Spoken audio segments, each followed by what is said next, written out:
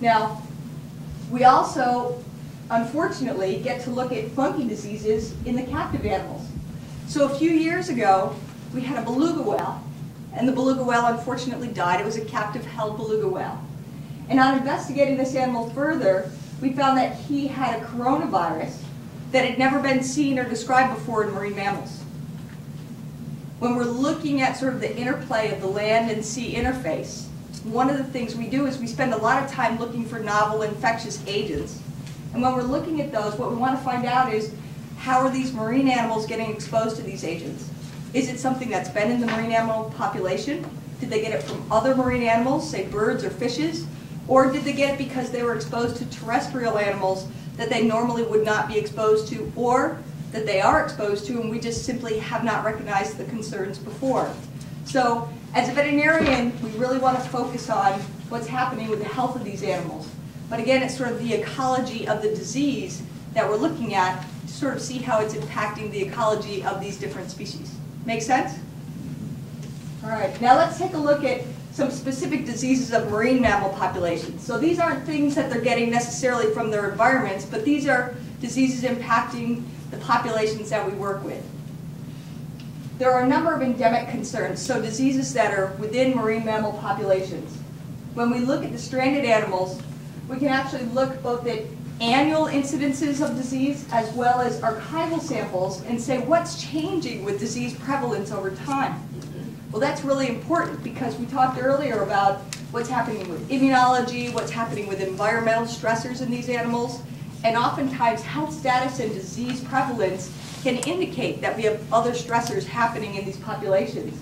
This is a lung from a leopard seal, and what we see here is sort of little granulomas in the lung of this animal, and this animal had an infection called nocardiosis.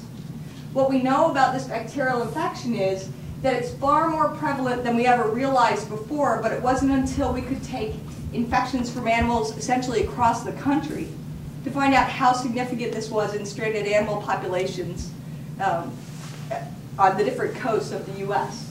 So there are a whole variety of different infectious agents that we're finding out more and more are impacting marine mammal populations, but it's not until we put data from lots of different marine mammal populations together that we can create the big picture. We also are always looking for zoonotic concerns, so things that these animals have that go to the human-animal interface. So things like leptospirosis, this is a kidney from a California sea lion. And if you've only ever looked at California sea lions from the outside, here's your first look at the inside. And when we're looking at the kidney, it should be small little round circles. And they shouldn't have this white around them. The white around them is actually inflammation around all the little interstitial parts of this kidney of the sea lion. And you can imagine if your kidney is completely sort of filled up with inflammatory cells, how well do you think it works? Not so good, that's right. And when your kidney doesn't work so well, it can really impact your population. And what we found out a few years ago was that there's cycles in the prevalence of these lepto infections in California sea lions.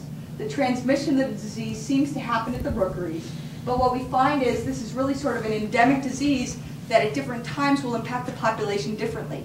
So if we see dips or changes either in kidney disease or an abortion in California sea lions, this disease needs to be sort of in our mind as a possibility. This is a flipper from a California sea lion with calicivirus, and we've been looking at how this viral disease is transferred within this population. And this is the brain of a common dolphin, here sort of sliced through the way pathologists tend to do. And what you'll see is there's big expansions in the ventricular system, the canals in the brain. One of the things we like to do is to work with our folks at UCSD and do special imaging, and these are MR images of that brain. And what we've been able to do now is to develop both normal MR images as well as sort of a picture of what this hydrocephalus condition looks like in these guys. And we're finding this is commonly associated with a disease called brucellosis. It's another condition that people can get from marine mammals and one we need to know a little bit more about. The last thing I wanted to talk about is that the work we do is not just about expanding our understanding of health concerns, but sort of we have a general commitment to overall expanding understanding. Carrie Donnell's in the back, and she's in this photo here. Boy, I bet that was 6 or 7 years ago we did that fin whale, wasn't it? This is a young fin whale. that stranded and actually died from an infection associated with his umbilicus, and the infection went to his heart muscle. And that's never good. You don't want an infection in your heart muscle. But we didn't just want to do a necropsy examination on the animal. We then worked with Ted Cranford and a number of his students. Megan, were you involved in this? Yeah.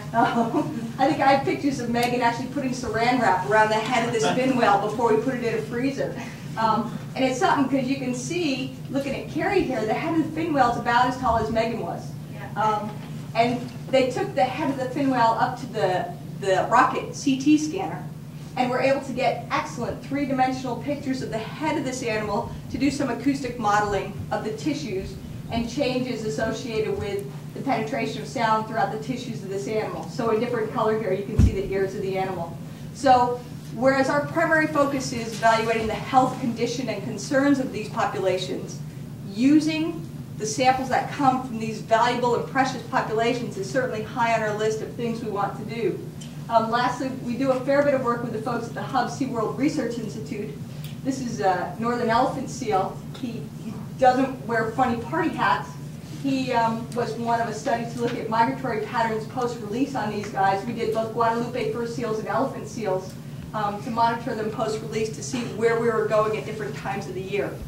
So what I wanted to bring to everyone today was just sort of a general idea about what's happening way down south in SeaWorld, to give you more of a sense of what we're doing besides just, saying this is Shamu. Because there's a lot more going on, and I think that the folks that we've collaborated with have found it a valuable collaboration, and I think we've got some resources that are important for everyone to know about. Thanks a lot, Judy.